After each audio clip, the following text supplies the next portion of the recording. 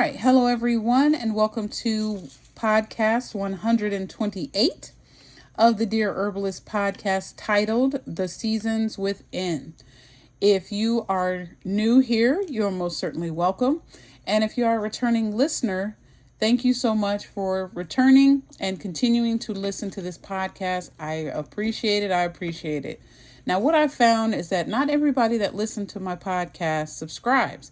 So, I know we're all busy and we got a lot going on, but I would appreciate it if you guys would consider subscribing to my YouTube channel as well as Spotify. So, shameless plug, but I would appreciate it very so much. Now, let's talk about the seasons within.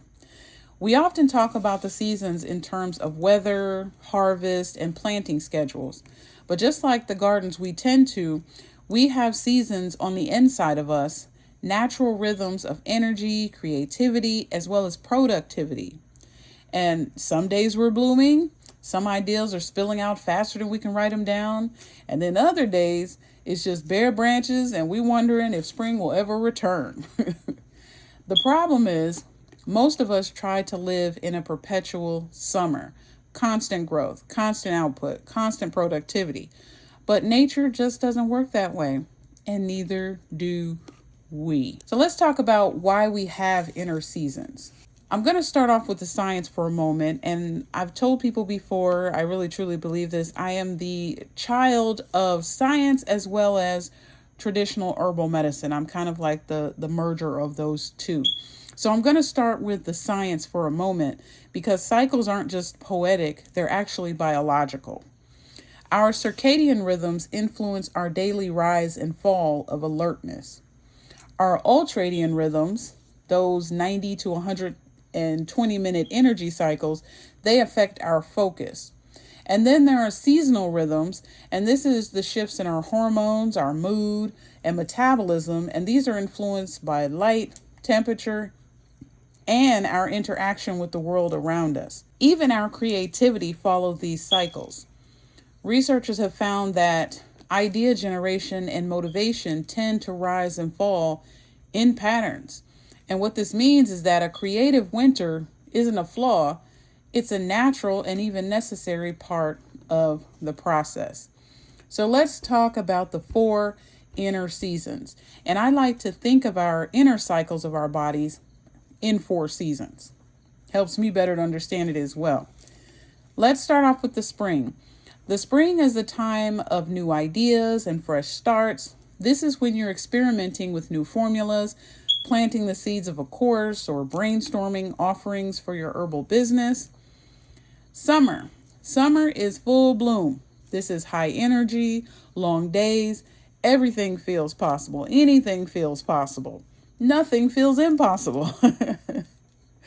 You're harvesting ideas and putting them into action. During this time, you're also producing, creating, selling, teaching. You are in full swing. Next is autumn. This is where the harvest and the slowdown happen. You're wrapping up projects, you're tying up loose ends, you're reflecting on what worked and what didn't. It's also a time of gratitude and letting go of what you don't need to carry forward. And then there's winter. This is a time of stillness and rest. This is where you're doing the deep work of composting. During this time, you may feel less creative, less social, and that's okay. This is when you restore your energy. This is when you let your ideas incubate and allow the soil of your mind to rest before your next cycle begins. Now, people oftentimes resist the winter, and I don't know why. Winter is often the hardest season for people to accept, especially in our productivity-driven culture. And that tells us you should be going hard all the time. Hustle culture, grind culture, 9 to 5, 9 to 12, no day off culture, right? We're told that rest is lazy and that pausing is failure, that we should be producing all the time. But as herbalists, we know better than that. If we harvested chamomile year-round, not only would we exhaust the plant, but we would also exhaust ourselves. If we never allowed the soil to rest and our gardens would just weaken, they're like, you know what, I can't do it, girl. Girl, bye. I can't do it. You just keep throwing more stuff in here, and I gotta, restore the energy of it, nutrients and all that. I don't have time for all that. I need a break, you know? So if this is all occurring in nature, why do we expect our own inner gardens to be any different? Just ask yourself that. So let's look at our current situation. I'm going to give you some tips on how to recognize your current situation. One of the most useful practices you can develop is seasonal self-awareness. During this time, you want to ask yourself, am I in a planting season, like spring? Do I have more ideas than I can actually keep up with? Am I in a growth season, called summer? Am I energized and ready to push forward on big projects? Am I in a harvest season, called autumn? Am I tying up work and reflecting on what I've accomplished? Or am I in a rest season, called winter? Do I feel the need to pull back and to say no and to go inward? These are the things you have to look at. And remember, these cycles can happen in big arcs over the years, but also in little tiny ones over a single week or even a single day. There's no blueprint to how that works. So let's look at how to work within whatever season you've determined that you're in. Let's look at how to work within your season and not against it. When we push against our season, it's almost like forcing a plant to flower in midwinter. We can do it under artificial lights, right? We could do that. But the result is never going to be as strong or as vibrant as it would be in its natural time. So instead of resisting, let me give you a framework on how you can work with the season you're in. So let's start with the spring season. If you are in the spring, and this is a time of planting and emergence, this is the time of curiosity and ideas and new beginnings. You're feeling inspired and maybe a little scattered, and the urge to start everything all at once is really strong. What you want to focus on during this season is capture the ideas before they slip away. So journal them, write them down, do voice memos, sticky notes. This is called your seed collection. During this time, the best working style is to explore without pressure. So give yourself permission to test some things without committing to the long haul just yet. And some of the things to watch out for while you are in the spring is spreading yourself too thin. Remember, not every seed needs to be planted right now. Choose the most promising few and nurture those. If you are in summer, and this is a time of growth and expansion, and this is a time where energy is high and you feel clear on your direction, you've moved from dreaming to doing, what you want to focus on is production, is teaching, is selling, is launching. Whatever your big outward work is, that's what you want to focus on. The best work style for this is to commit to routines and habits that will maximize this momentum. Make the most of long, creative daylight hours. You want to watch out, though, for burnout. Even in the summer, we understand that crops need water and care. So make sure that you schedule pauses and self-care so the heat of productivity does not scorch your joy. If you are in the autumn season, and this is a time of harvest and release, this is the time to gather what you've grown and decide what you want to move forward. What you need to focus on during the season of autumn is completion. Wrap up projects, send them into the world, or store them for later. Take time to evaluate what thrived, what didn't take root. The best working style during this time is a slower pace, deliberate steps. Savor what you've accomplished before rushing ahead. And what you want to watch out for in the autumn is hanging on to too much. If you keep every single stalk and seed and idea, your storage space as well as your brain is going to get cluttered. So compost what no longer serves you.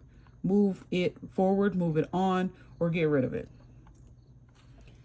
And finally, if you are in winter, this is a time of rest and incubation. This is where energy is low and inward.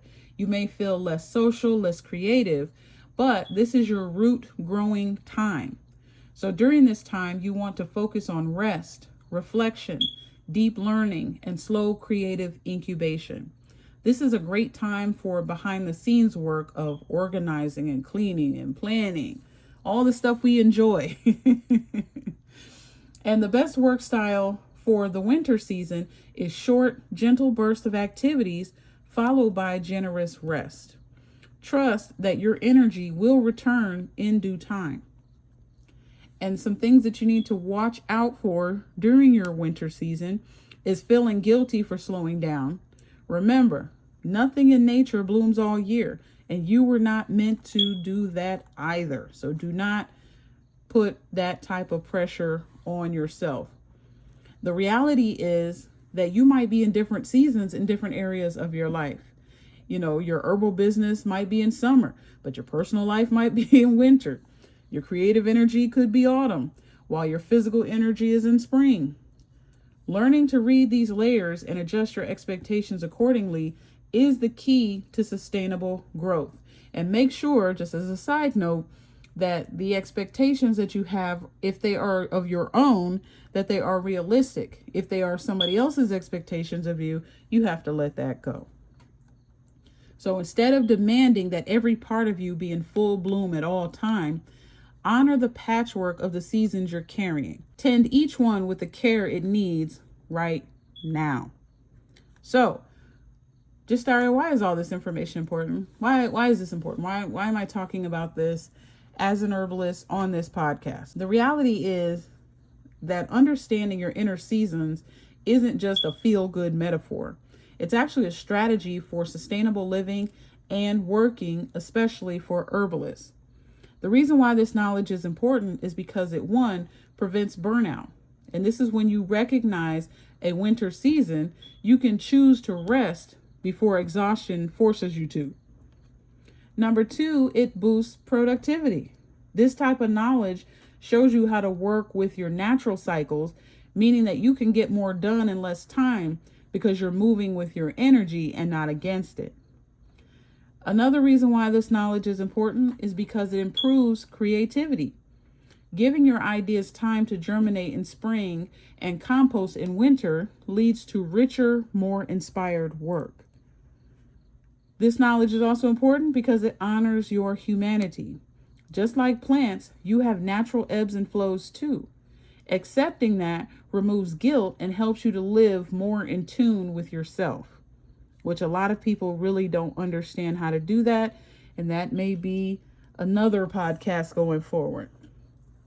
And then finally, this information is important because it creates resilience. You'll stop panicking when your energy dips because you trust that the next season will come. And for herbalists, all of this mirrors what we already know about the plant world. Everything grows stronger when it's allowed to rest, root, and renew. Applying this to yourself makes you a healthier person and a better caretaker of others. So I'm going to end this podcast with a few takeaways, really some key takeaways that I want you to write down if you have not already been writing down, because one of the things I will say is find a receipt, a notebook, whatever you can, and write it down. So key takeaway number one, you have internal seasons, cycles of energy, creativity, and productivity that mirror nature's spring, summer, autumn, and winter. Number two, each season has a purpose. Spring sparks ideas. Summer builds momentum. Autumn gathers and lets go. Winter restores and incubates. Number three, no season is better than another. Growth depends on the balance between action and rest. Number four, work with your season. Align your projects and expectations with your current energy rather than forcing constant output. Get rid of this hustle mentality culture, okay? Number five, seasons can overlap. You might be in different phases in different parts of your life, and that is totally normal. Okay. And when I say, let me go back to what I said before about the hustle culture. It's nothing wrong with getting out there and putting yourself out there and grinding it out. It's nothing wrong with that. But we're missing the rest aspect of it. So I want to make that point clear. Okay. And then number 6, acceptance is power. When you stop fighting your current season, you free up energy for what's possible right now. So, if you like what you heard, please like, share, and subscribe. Follow me on all of my social media sites at The Demystified Herbalist. Just an announcement really quickly. Next week, I will be out for the entire week. So no podcast next week. I will be celebrating my daughter's sweet 16th birthday in a whole nother area. So shout out to you, Journey. You probably won't hear this podcast by then, but you probably will. But for those of my listeners, you will hear a podcast from me, not next week, but the week after that. So please consider subscribing if you have not already. And I pray that this podcast has blessed your life. But until next time, family, I'm out.